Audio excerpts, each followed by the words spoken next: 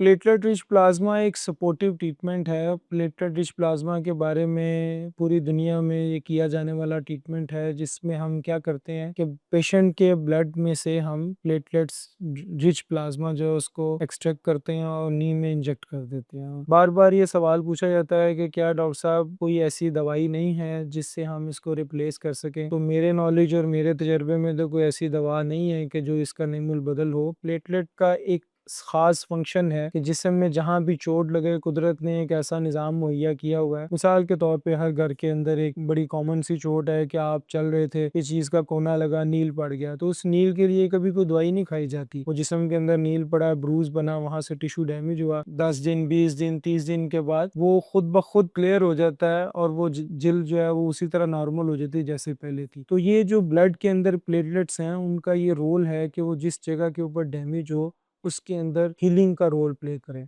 तो जब हम इसको नी के अंदर इंजेक्ट करते हैं तो हमारा पर्पस ये होता है कि हम उस जगह के ऊपर जो टिश्यू जिस जो ख़ास तौर पे नी के अंदर जो हमारी कार्टिलेज डैमेज हो रही है, हम उसको रिपेयर कर सकें। तो वो लोकली जब प्लेटलेट्स एग्रीगेट होते हैं तो वो उस रिपेयर के प्रोसेस को एनहांस कर देते हैं, बढ़ा देते हैं और ऐसे वहाँ पे मादे जो है वो पैदा होते हैं, ग्रोथ फैक्टर्स, जो उस कार्टिलेज की रिपेयर में हेल्पफुल होते हैं।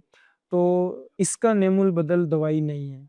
तो राइट टाइम के ऊपर राइट पेशेंट सिलेक्शन जिसके अंदर ये प्लेटलेट रिच प्लाज़्मा फ़ायदा दे सकता है। मेरे तजुर्बे और मेरे नॉलेज और मेरी प्रैक्टिस के अंदर तो हर मरीज़ को इसका बेनिफिट होता है, लेकिन ये क्वेश्चन है कि कितना बेनिफिट हो, सबको वेरी कर सकता है लेकिन बेनिफिट सबको होता है। तो जिस चीज़ के लिए ये एक अच्छा ट्रीटमेंट है, उस सूरत में दवाइयाँ खा-खा के मैदा, गुर्दे, जिगर को ख़राब करने से बेहतर है कि आप इसके बारे में एक्सपर्ट ओपिनियन लें और राइट ट्रीटमेंट राइट टाइम के ऊपर लें।